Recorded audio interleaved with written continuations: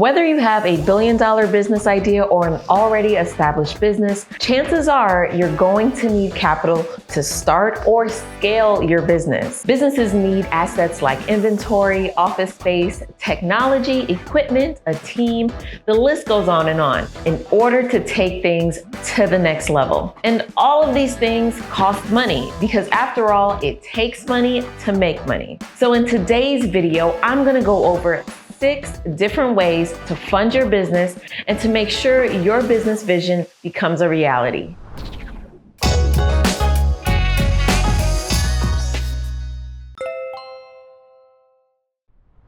Chris DeLay, CPA here, and if you could do me a favor and give this video a like, and don't forget to comment your thoughts or questions down below. I'd love to hear from you. And also, if you're a business owner and earning money and paying taxes and you need help with your business to permanently reduce your taxes the legal way, I created a 5-hour course that goes over the most efficient ways to reduce your tax bill. If you want access to the course and live Q&As with me, just go to mycpacoach.com to learn more. The link will be down below. All right, so first up, if you need funding for your business, you can always consider bootstrapping. What this means is using your personal funds like savings accounts, investment accounts, credit cards, or other personal funds you have access to. The benefit of bootstrapping your business is that you don't have to worry about qualifying for a business loan or pitching your ideas to investors, not to mention not having to worry about extensive loan terms and interest payments.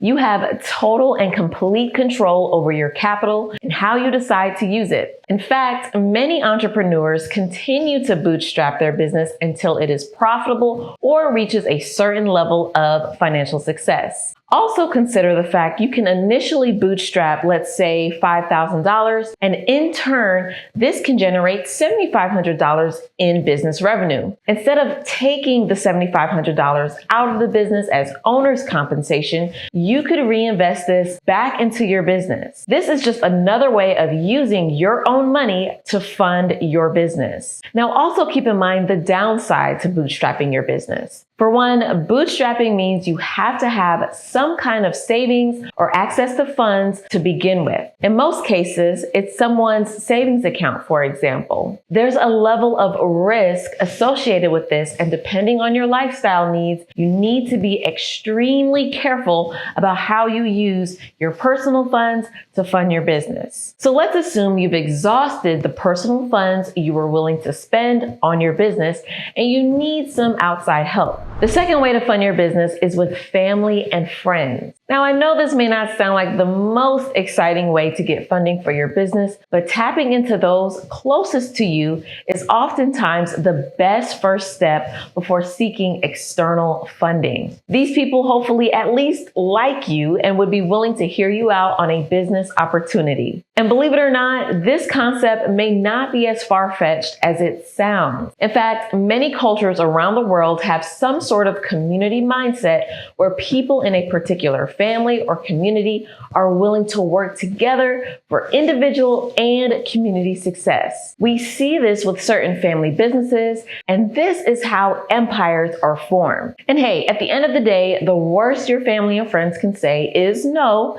which they are allowed to do. But before pitching them, just make sure you have at least a business plan so they can completely understand what you're selling and how you plan to make money and ultimately return them their investment, plus a little interest, of course. Okay, you've bootstrapped, you've asked family and friends. How else can you get funding for your business? Well, have you considered crowdfunding? Crowdfunding is the practice of raising many small amounts of money from a large number of people for a business or a project. There are a number of crowdfunding sites such as Kickstarter or Indiegogo, which provides a platform for entrepreneurs to raise capital from online supporters. You just have to set up a campaign and set a target amount of money you want to raise. Then supporters can give to your campaign over a specified time period. Crowdfunding is a good option for funding your business because it is low risk. When supporters give to your business, it is not in exchange for equity in your business. And if your business plans fail, you are typically not under any obligation to repay your crowdfunders. But always make sure to understand your legal and financial obligations since every crowdfunding platform is different.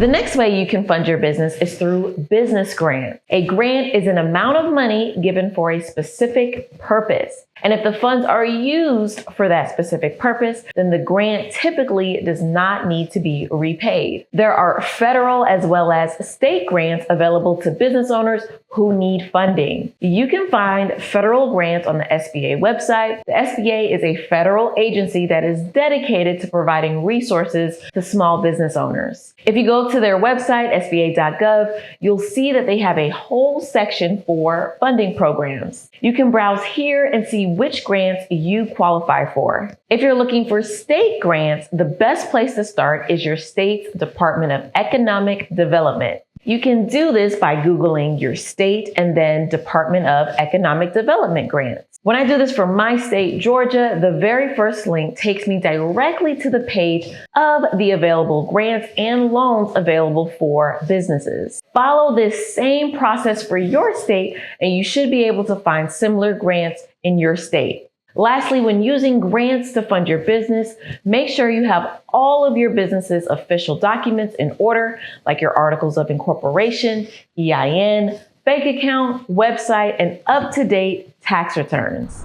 Another way to fund your business is through venture capital funding. Basically, how this works is investors give you funding to start your business, and it is normally in exchange for an ownership interest and active role in your company. For the most part, venture capitalists focus on high growth companies. Venture capitalists are willing to take on higher risk on a particular business for the potential of higher returns. Because they are typically taking on more risk, venture capitalists will probably want a seat on your board of directors and voting rights on major business decisions. If this sounds good to you, the first step is to find an investor, or better yet, a venture capital firm to work with. Next, have a business plan ready. Venture capitalists will review this and more during the due diligence review of your business. Lastly, if it makes sense for all parties involved, investment terms and conditions will be drafted and signed, and you'll start receiving rounds of venture funds for your business. And as your business meets certain milestones, more rounds of financing is provided. And the final way to get funding for your business is, of course, through a business loan. About 43% of businesses apply for a business loan every single year. There are a number of different business loan options available, such as bank loans, business lines of credit, equipment loans, and microloans. You need to figure out which loan type is best for your business. But in any case, you want to make sure you have a few things in order before you start applying for loans. Starting with your credit. Whether you're using your personal credit or business credit, you need to evaluate where you stand. In every scenario, a lender will pull this information. Next, you need to have your financial statements in order, such as your business balance sheet and profit and loss statement. If you're a new business owner and you don't have these statements, then you need to develop financial projections that show a forecast of your future revenues and expenses. Finally, you need to determine how much funding you need to borrow